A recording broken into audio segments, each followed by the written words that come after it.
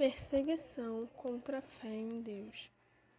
Houve uma época em que Alexandre Magno, senhor da Grécia, dominou todo o mundo com seus poderosos exércitos. Depois de sua morte, seus herdeiros dividiram-se entre si os reinos e espalharam pela terra muitos costumes pagãos.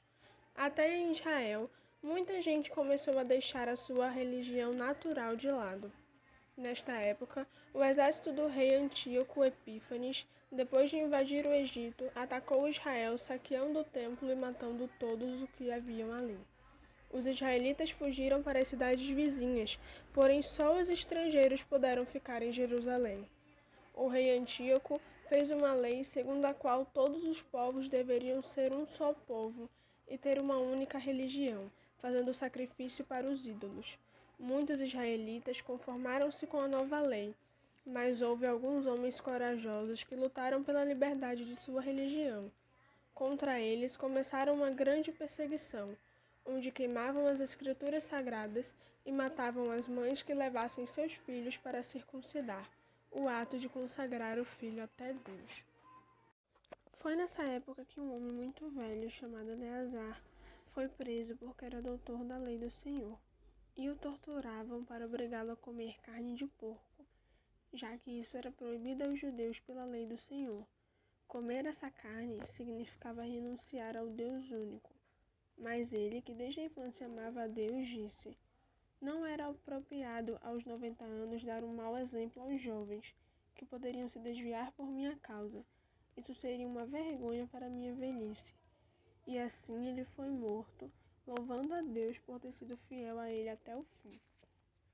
Também uma mãe e seus 7 filhos foram presos e levados à presença do rei. A cada um espancavam na frente da mãe e ofereciam carne de porco, mas todos eles preferiam morrer a desobedecer à lei de Deus. O mais jovem disse ao rei: você, que é o inventor desta perseguição contra os judeus, não escapará das mãos de Deus.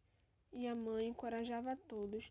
Na língua materna, os soldados e o rei Antíoco não a entendiam, já que eles eram estrangeiros, mas elas continuavam encorajando a não desobedecerem à lei de Deus.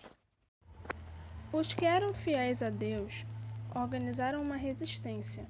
Foram lutando contra o exército inimigo com menos soldados e armas menos poderosas, mas sempre saíam vitoriosos das batalhas.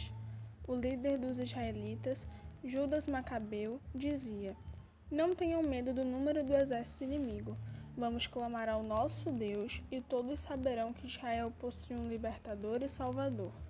Depois de orar muito a Deus e implorar a vitória, o exército de Deus resolveu retomar Jerusalém das mãos do rei Antíoco. Adoraram o Senhor tocando trombetas e erguendo clamores ao céu. Eles tomaram Jerusalém e purificaram o templo do Senhor, que os pagãos haviam invadido. Todo o povo se inclinou e adorou o Senhor que o havia conduzido à vitória. Mas existiam também outras cidades de Israel para retomar, e ainda muitas batalhas foram travadas contra os exércitos de Antíoco. As batalhas em que os que estavam à frente da tropa obedeciam a Judas e tinham a bênção de Deus eram vitoriosas. Mas quando José e Azarias, estando à frente de uma tropa, resolveram combater uma nação vizinha só para fazer fama e se tornaram heróis durante o povo, acabaram perdendo. O rei Antíoco Epífanes morreu, e seu filho Antíoco Eupator subiu ao trono e as batalhas continuaram. Em uma delas, morreram alguns judeus. As tropas combatiam havia muito tempo, e todos estavam cansados. Judas pediu ao Senhor que se mostrasse seu aliado e guiasse o combate. Os judeus venceram, e Judas foi recolher os corpos dos soldados de seu exército que morreram. Então compreendeu porque Deus não os havia protegido. Todos haviam roubado objetos de ouro e prata, usados nos cultos pagãos, consagrados aos ídolos. Judas Macabeus e os outros soldados se puseram em oração, implorando a Deus o perdão do pecado cometido pelos que morreram. Em seguida, fizeram uma coleta e a enviaram a Jerusalém, para que oferecessem um sacrifício e ficassem livres de suas faltas. Judas e seu exército acreditavam na ressurreição dos mortos.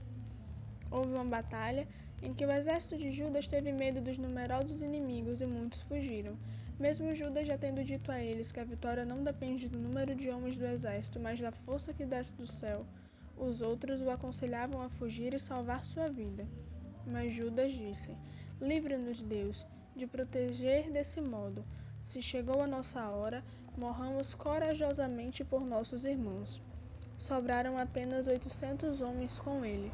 Judas morreu combatendo